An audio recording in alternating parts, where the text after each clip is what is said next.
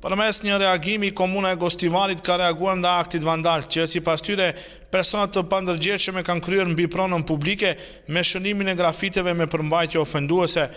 Të shtunën në mbrëmje, qytetarët e papërgjegjshëm kanë shkalavitur me ngjyra të kuqe muret e garazheve të spitalit të Gostivarit, të cilat jo më larg se një vit ishin lyer dhe vizatuar me grafite moderne nga anëtarët e Këshillit Rinor të komunës së Gostivarit.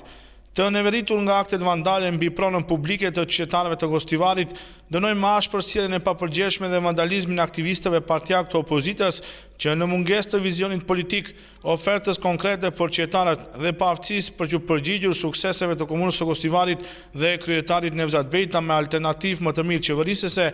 po shkatrojnë pronën publike të qytetarëve tanë, thuhet në reagimin e komunës së Gostivarit. Në reagim thuhet që kujton që ky nuk është rasti i parë dhe i vetëm i vandalizmit partijak mbi punën dhe mundin e të rinjve të Gostivarit që vullnetarisht në vazhdimsi janë përpjekur për zhndëruar qytetin tonë në një vend më të bukur dhe më të mirë për jetesë, madje edhe për ata që barbarisht sulen për shkatruar punën e tyre.